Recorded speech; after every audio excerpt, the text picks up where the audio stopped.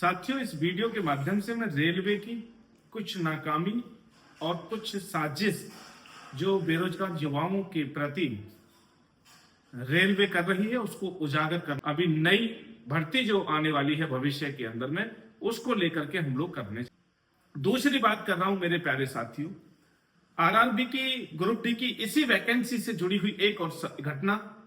अभी जो बात कर रहा हूं कि रेलवे आखिर ऐसा क्यों करता है।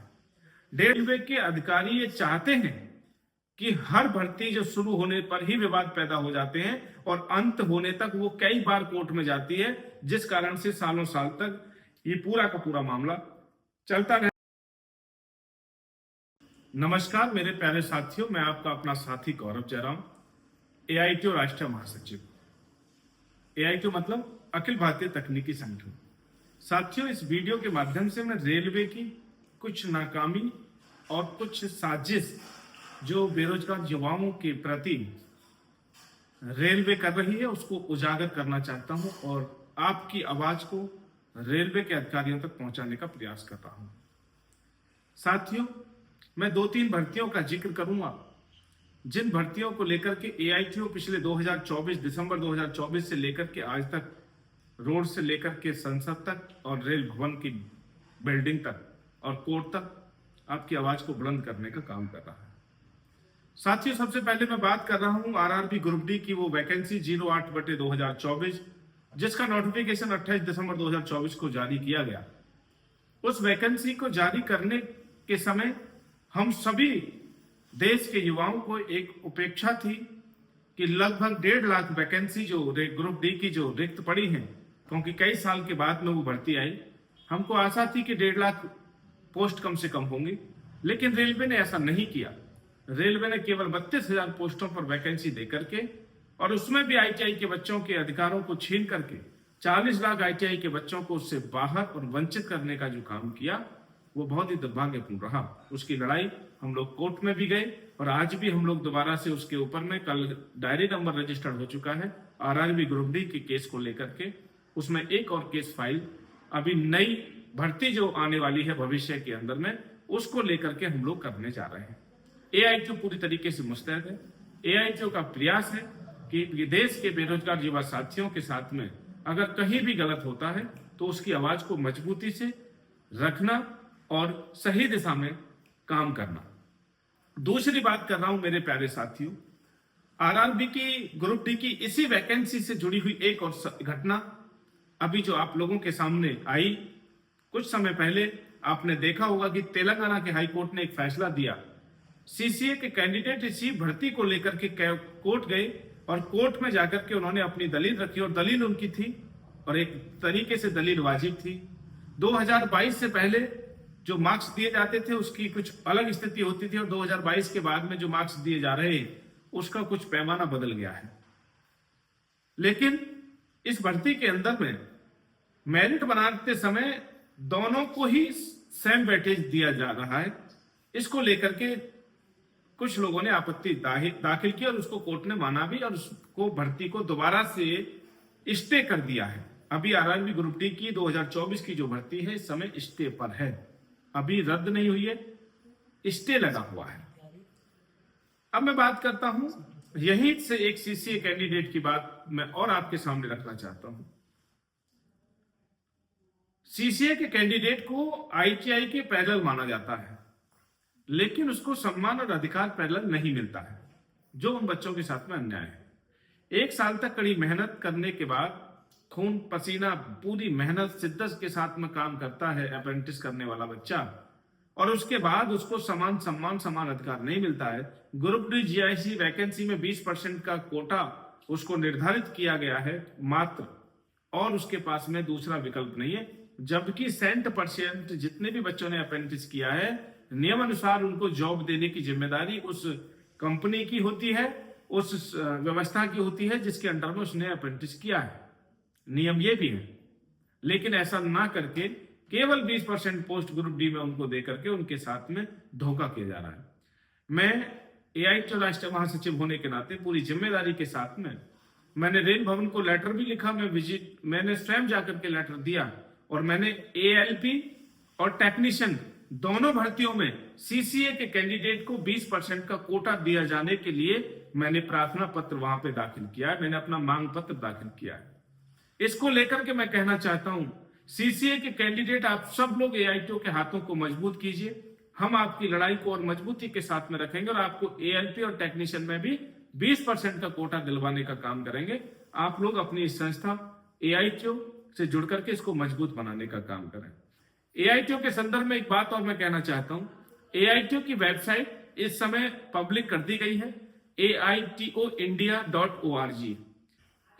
aitoindia.org पर जाकर के आज ही आप अपना रजिस्ट्रेशन करा सकते हैं और आप इसके सक्रिय सदस्य बनने के लिए अपना आई कार्ड भी जनरेट कर सकते हैं, अपना नियुक्ति पत्र भी जनरेट कर सकते हैं। नियुक्ति पत्र जब आप भेजेंगे, डिमांड करेंगे, हम यहां से देखेंगे, सिस्टम दिल्ली से देखेगा, अगर वहां पे वो पद खाली होगा तो आपको नियुक्ति पत्र भी मिल जाएगा।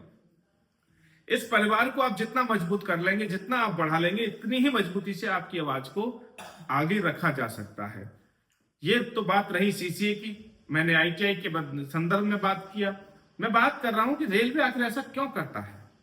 1.5 लाख वैकेंसी निकालनी थी लेकिन 32,000 निकाली, उसके बाद फिर 23,000 निकाली, उसके बाद फिर 10,000, 8,000। जो वैकेंसी पिछले 4 साल में जो खाली हुई थी, वैकेंट जो थी, उस पर 1.5 लाख लोगों को तत्काल भर्ती किया जाना चाहिए था 2024 में। 2024 से आज 2026 आ गई। अभी इस 2 साल के अंदर में और भी बहुत सारी भर्ती है, वैकेंसी है, जिन पर जो है जो रिटायरमेंट हुए हैं, जिन्होंने नौकरियां छोड़ी हैं, जो रिटायरमेंट लेकर के गए हैं, उन पोस्टों को भी अगर जोड़ दिया जाए तो ये 2 लाख के करीब होगा। हर साल लगभग हजारों की संख्या में लोग रिटायर होते हैं। तो 1.5 लाख भर्तियों को एक साथ ना दे करके रेलवे ने एक गेम किया आपके साथ में, और इस गेम में केवल रेलवे के अधिकारी ही शामिल नहीं है। इस गेम में देश के कुछ नामी ग्रामी अध्यापक, जिनको आप गुरु कहते हैं, टीचर जिनको आप कहते हैं, वो भी इस कालाबाजारी में शामिल है। ये दावा मैं क्यों कर रहा हूं? ये दावा मैं इसलिए कर रहा हूं, कैलेंडर सिस्टम में भर्तियों को कम निकाल करके इनको मालूम होता है कि सेम कैंडिडेट वैकेंसी जब तक उसकी नौकरी नहीं लगती है वो बार बार फॉर्म भरता है। जब इन्होंने 32,000 पोस्ट निकाली तो देश के अंदर 1 करोड़ 8 लाख बच्चों ने फॉर्म भरने का काम किया, जिससे 500 से 700 करोड़ तो डायरेक्ट रेलवे के खाते में पैसा गया बच्चों का। उसके बाद लगभग 10,000 करोड़ रुपए बच्चों की पॉकेट से निकल करके चंद पूंजीपतियों की जेब में गए। बड़े जो टीचर हैं, बड़े जो लेवल के जो लोग हैं, वो चंद हैं देश के अंदर में, और उनके संस्थानों में ये 10,000 करोड़ रुपए गए। और इस 10,000 करोड़ रुपए का एक बड़ा हिस्सा उन अधिकारियों के सेटलमेंट में भी लगा होगा, जिनके द्वारा ये पूरा का पूरा सिस्टम मैनेज किया जा रहा है। ये बहुत बड़ी कालाबाजारी है। मैं एआईटीओ के इस चैनल के माध्यम से इस बात की मांग करता हूं कि इसकी गंभीरता से जांच होनी चाहिए कि जो लोग चाय पीते हैं अधिकारियों के साथ में बैठ करके, जो लोग अधिकारियों की ललोपच्छी करते हैं, जो अध्यापक होने के बाद में भी, उनकी जांच होनी चाहिए ईमानदारी से कि आखिर उनका संबंध क्या है उन लोगों के साथ में, आखिर वो चाय की चुस्की पे क्या चर्चा करते हैं। इसकी गंभीरता से जांच होनी चाहिए। ये मैं आज इस चैनल के माध्यम से इस आवाज को मैं उठाने का काम कर रहा हूं। मैं सभी बच्चों से निवेदन यही कर रहा हूं, मैं दोबारा से, कि एआईटीओ का एक ऐसा प्लेटफॉर्म है जो आपकी आवाज को बिना डरे, बिना भय के, बिना लालच के मजबूती के साथ में रखने का काम कर रहा है।